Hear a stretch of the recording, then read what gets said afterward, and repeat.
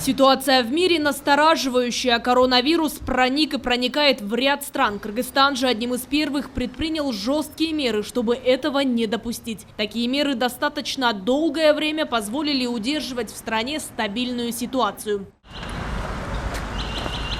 Этот вопрос был и находится под личным контролем президента Сооронбая Джейнбекова. На всех последних заседаниях Совета Безопасности под председательством главы государства обсуждены были меры по борьбе с невидимым врагом – коронавирусом. Итогом одной из таких встреч стало решение ввести в стране режим чрезвычайной ситуации.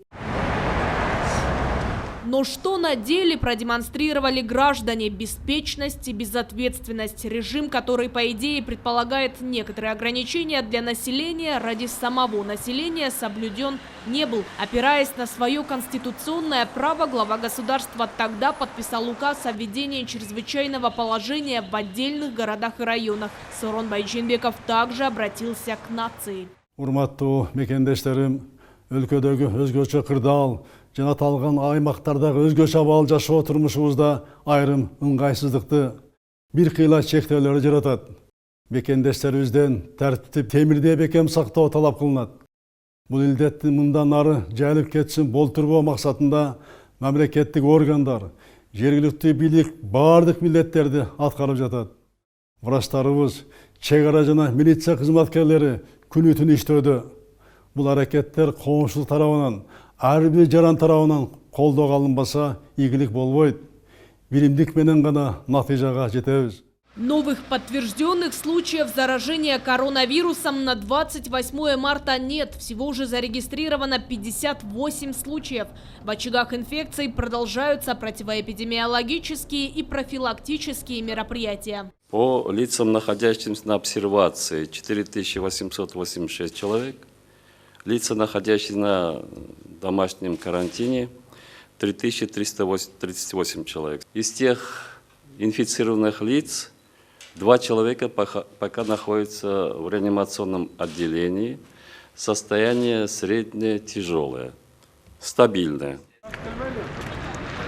Зона охвата чрезвычайного положения – Бишкек, Ош, Джалалабад и еще Ноокатский, Карасуйский и Сузакский районы. Режим ЧП – это еще более жесткие меры по предотвращению распространения инфекции. Вместе с тем он предполагает и строгое соблюдение правил. Вот небольшая инструкция. Категорически запрещено выходить из дома с 20:00 до 7 утра. В это время комендантский час. Запрещена также работа любых компаний, кроме продуктовых магазинов, аптек, банков и объектов жизнеобеспечения. Запрещено покидать дом без острой необходимости. Запрещено в этот период также проводить массовые мероприятия, забастовки, собрания, митинги и демонстрации. Человеку, находящемуся под карантином, категорически запрещено выходить на улицу или покидать зону обсервации. Запрещено нарушать общественный порядок в зоне охвата ЧП.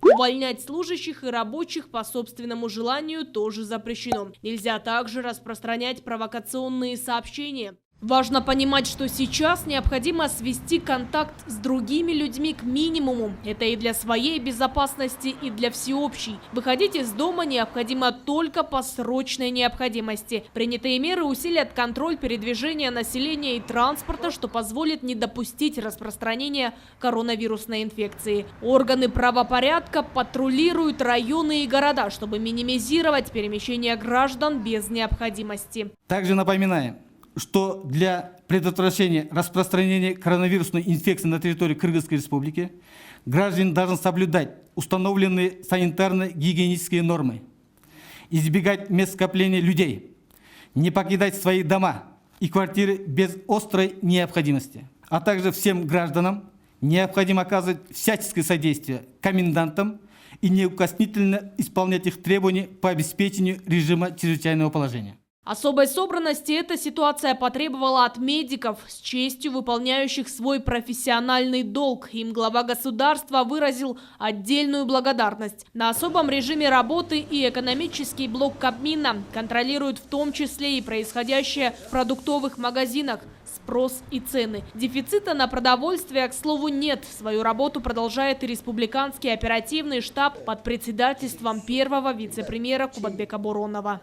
Понятно, что теперь безопасность страны зависит в первую очередь от того, насколько мы сами будем следовать тем рекомендациям, которые были предоставлены Всемирной организацией здравоохранения, которые озвучены правительством Кыргызской республики. И понятно, что глава государства не может лично возглавлять деятельность комендатуры, но тем не менее та слаженная, скоординированная работа различных министерств, ведомств в условиях чрезвычайного положения, она показывает о том, что эта работа выполняется. Да. Все усилия госорганов и местной власти мобилизованы, чтобы не допустить дальнейшее распространение инфекции и массового заражения граждан. И эти усилия должны быть поддержаны общественностью. Кыргызстанцам важно неукоснительно соблюдать требования чрезвычайного положения. Самодисциплина и ответственное поведение – вот главное оружие против коронавируса.